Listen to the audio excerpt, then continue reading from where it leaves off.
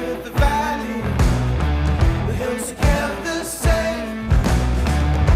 But don't you know, you got wild blood running through your veins. Hi, my name's Todd, and I love to fly. Just about anything I can fly, I'll fly. So I've got a DJI Spark that I love to fly. I also play on a Microsoft 2020 flight simulator, which I love. And I'm getting into ultralights. So this is kind of like a thing to keep me going until I get my ultralight purchased. DJI Spark is a small drone, very inexpensive compared to some of the things that are out there on the market. Great little drone. I've had it for a couple of years now. I've flown it quite a few times, but I've never used autonomous flight software. Now I've seen Litchi, which is the software showing on the screen right now, and I played with it a little bit, but I'd used it with a tablet and it didn't work very well with the Android tablet. I have a different Android tablet now that works quite well with it and hooked it up, and so I started playing with it. Amazing what you can do with Litchi. You can set up flight plans and tell the drone to go fly it, and it'll do so. So what I originally did with my drone was I was going to play with it in the backyard a little bit, and the Litchi software worked, but there's still just not the accuracy, and it's not the Litchi software's problem. It's not even the drone's problem. It's just the nature of GPS. You can't get sub-foot accuracy out of GPS, at least not as a civilian. So what you do with this software is once you get it installed is you go to Litchi, create your account, go ahead and open up the software online, and you can see that the Litchi software holds a ton of flight plans from other places and flights. Now the ones with the little logo on them, that's somebody who has attached a YouTube video with their flight plan. They've actually done the flight, and you can actually see what they're doing. You double click on the little icon, and up comes their video in YouTube, and you can go out on YouTube and look at this or maximize it here. You can also add audio and all that to it, which is pretty cool. This gentleman did, and I just muted it just to keep the noise from coming up.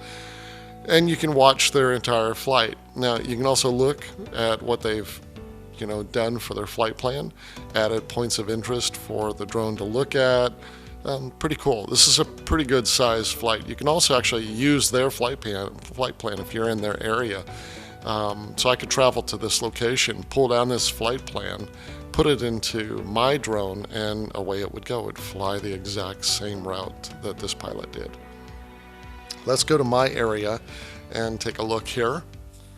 And this is pretty close to where I live. This is my neighborhood down below. And like I said, I played with my drone in the backyard with the Litchi software and just had some trouble with it. It wasn't really what I expected. I was hoping it would be more accurate, but understandably it's not. It did okay though. I mean, it didn't run into anything. It just was a little spooky having the drone fly in my backyard, not knowing exactly where it's going to go. Now, up the block a ways, I have a small little area, or there is a small little area that I figured I would go and take the drone to and try it there. And there's also a school nearby, so I went ahead and created a flight plan for that. And here's the area just a little northwest of me that I figured this would be good to fly in. But when I created the flight plan, I went ahead and made the school first and figured that was a bigger area, or there was less trees. But as you can see, it's kind of boring. It's just a circle. Now it would change altitude, and I did have some points of interest for the drone to look at, but that wasn't any good. So I went back to the original area, and this is a simpler flight plan and somewhat similar, I guess you could say, because it's just going around in circles. I still wasn't confident in the software enough to fly here. I'm still close to people, and I don't want to be bothering anybody. Don't need any Karens coming out and causing any problems telling me I'm flying illegally, which I'm not. But just better to be a little bit more cautious, I guess. So I created one out at a lake. I called it Lavon. It's not Lavon, that's in Nevada. It's Lavon Lake. And if I open that up, which, there we go, you can see the lake is quite large. Oops, added a waypoint. Let me delete that. The lake is quite large. I actually had flown another drone I had a long time ago out here, and I don't have it anymore. I flew it down by the spillway there. If I can get, there we go, that's better. And flew it across the spillway. It did a great job, and then it came up into the air a little ways, a little bit above where it was at, but still below the dam. It wobbled, and then it went up and flew straight out into the lake. So it was gone, and it's buried somewhere out there in the lake or underwater. So I created my flight plan, though, in this area that's right next to the spillway, and it actually has a curved area. Those trees in that area where I have the mouse right now, that's actually a good 20, 30 foot below the tree line up here, which is really pretty cool because Litchi will also accounts for elevation. When you say 50 feet up in the air, it doesn't just fly 50 feet above where you took off. You can actually tell it use terrain modeling, and it'll go down and stay 50 feet above ground level. So flying above ground level is pretty cool because then it adjusts for the elevation of the ground itself, which is pretty cool. I parked here and set up my drone on the ground. Started putting in information into the software here back at home to schedule this flight plan or to create this flight plan. And let's see, what do they call them? They don't call them flight plans, and not scenarios. I forget what they call them. We'll figure it out here in a second, or I'll remember in a second. But you can make all kinds of settings as to what you want the drone to do. And some of this stuff worked really well, some of it not so well, or I'm doing it wrong. And I need to get into the Litchi forum and read through some of the articles and posts that other people have put up on how to do some of this flight planning. I did have, such as in waypoint 2, I wanted the drone to look over at the building across the street. It's called a point of interest, which I haven't marked. But I forgot to put the point of interest in that portion of the flight plan, so it never looked. You can steer which way you want the drone to see or to look. This didn't work out as well as I thought it would, or I did it wrong. As you can see, when I'm moving the line there, the little bar there, the drone on the waypoint 1 turns or rotates in the direction that it's looking. It for the most part, that worked. I just did something wrong that I got to figure out. I did interpolate on the gimbal. I'm not sure exactly if that worked the way I was thinking it would work, but doesn't matter. The whole flight plans got in there, and it did actually stay on the flight plan. It just didn't do exactly what I thought it would do. And here's where the first point of interest is, but I had none. I had none selected for point of interest for waypoint 2, so it's not going to look where I want it to look. Which was kind of a big mistake on my part, but no big deal. There are other actions you can add to it, which are pretty cool, and they didn't work out as well as I thought they would, such as stop for 2 seconds. I don't think that one did that. I also played around a little bit with the heading settings as well as some of the other features here, like the gimbal pitch. It was getting overload. I was getting too much, so I stopped that. So I went back and just started playing with the actions as to what I wanted the drone to do. And I thought it would stay here at point 2 or waypoint 2 for 2 seconds, take a photo, and then do a 360-degree rotate, which I thought would be kind of cool. Well, it didn't. It might have done the stay for 2 seconds. Hard to determine. I really need to do more practice with it and playing with it and seeing if it really did do what it did or what I asked it to do. Not sure if it did or not. I know it didn't take the photo, and that could be because I set the camera to start recording once it reached the 50-foot altitude. So I was kind of at waypoint 1, so maybe that's why it didn't. It also didn't do the rotate 360. Again, I mentioned that. It just kind of disappointing. I did have it look at another point of interest I created, and this was weird. It looks at it when it first gets to that point, and then it backs up and turns around. It's just, you'll see it in the video. It just doesn't make a lot of sense to me. But again, it did stay on the actual path, the flight path that I had programmed it for, so I was happy about that. It came back to me. It just wasn't looking quite where I thought it would.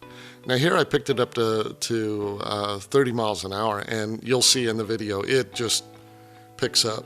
I'm not sure about this gimbal and interpolate. I've got to play with this to figure out exactly what it was doing.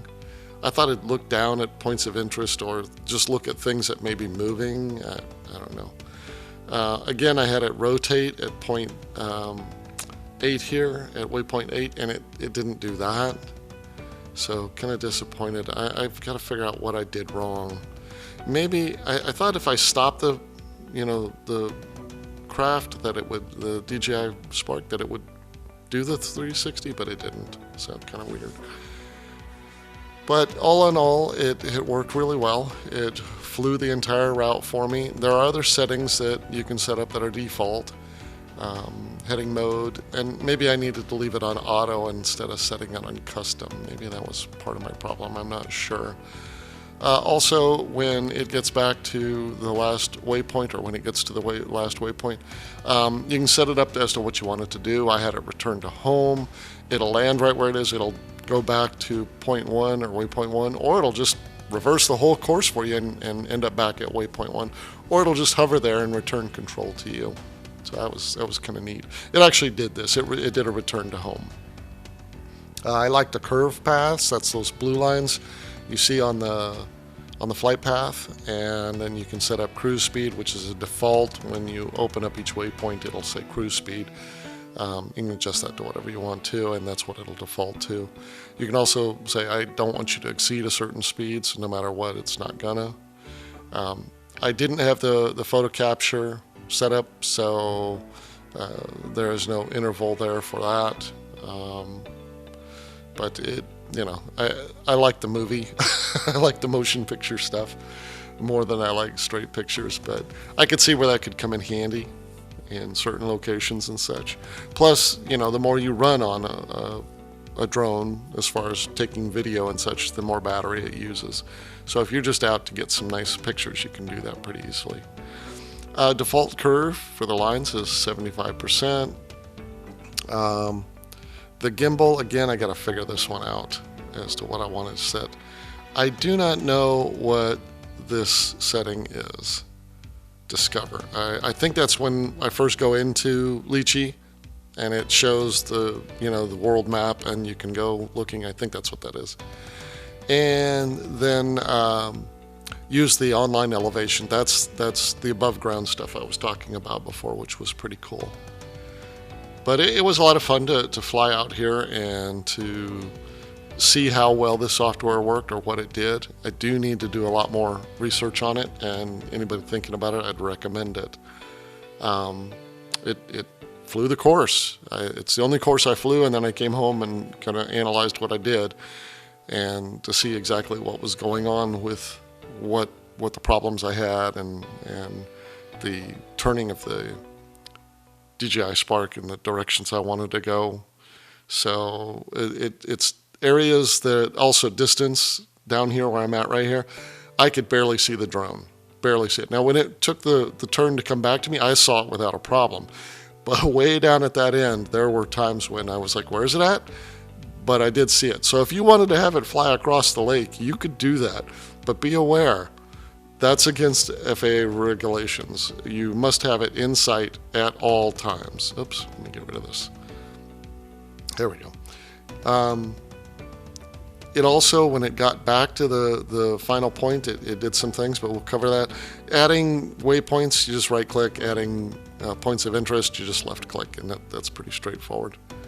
So it does what it's told to do to a degree. I just have to figure out why it's not doing everything I want. So let's go fly.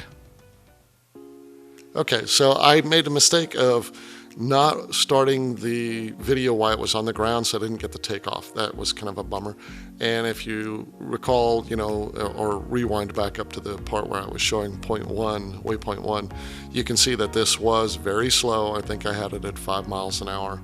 So it is pretty slow. One thing of interest though, I didn't notice right off when I was watching the video, but when I was driving out there, I noticed the wind was starting to come up, and it wasn't bad at ground level. But look at that flag. Look at that US flag and how it's up there.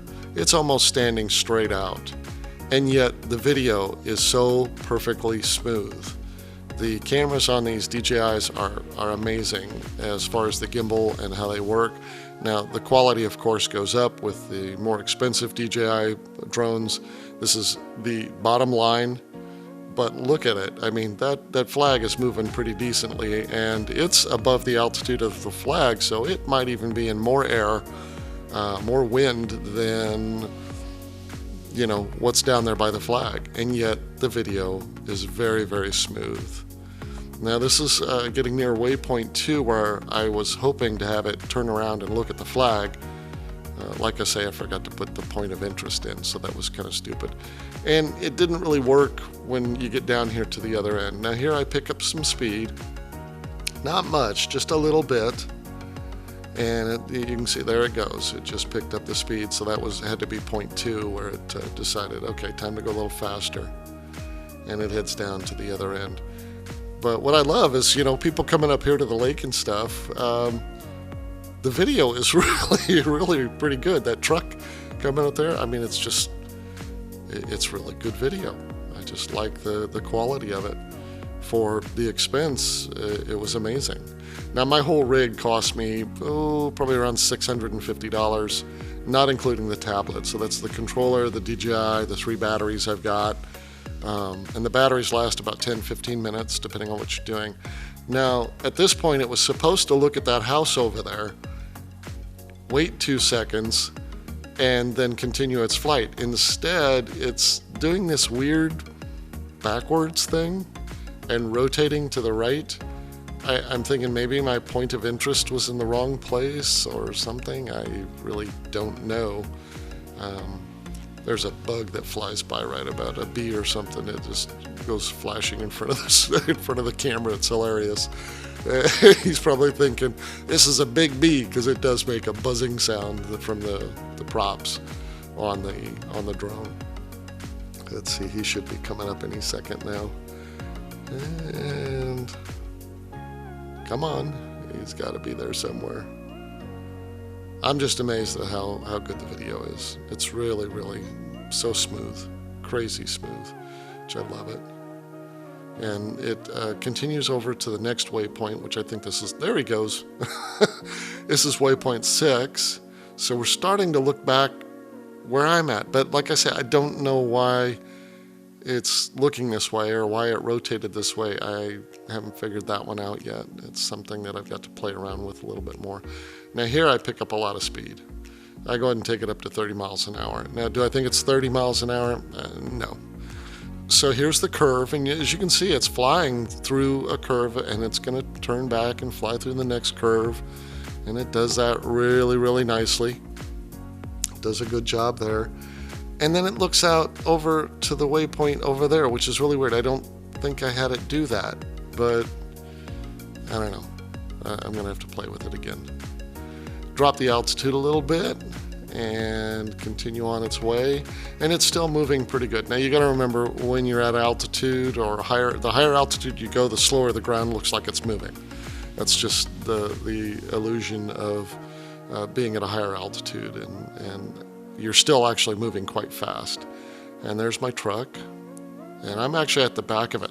Now I'm not touching any of the controls at all. I told it to play, and it started playing, and it took control of the Spark and started flying. And I'm not sure if this guy in this gray car is looking at my drone or not, because it's pretty low right now. It's only about 15-20 feet up.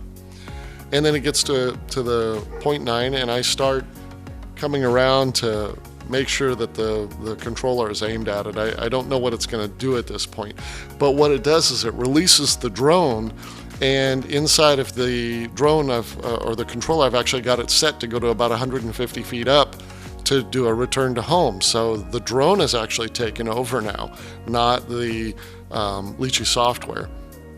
And you think, okay, why is it looking this way? Well, I'm not sure. That's just what the drone does. It looks out wherever it's pointing to when it's doing this.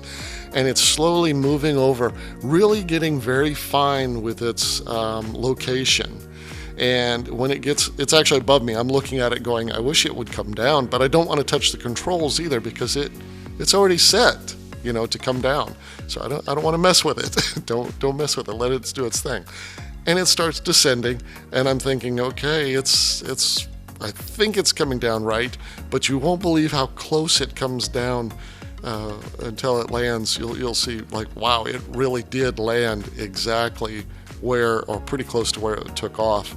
And it did a fine adjustment there a second ago. It'll do another one, and then it just keeps coming. There's just slightly more. It's coming a little bit more left, but not much. I'm talking like a half a foot. And it's landing, doing a wonderful job. And it actually lands about 3 foot from where it took off. Pretty amazing, pretty amazing. Very happy with the results.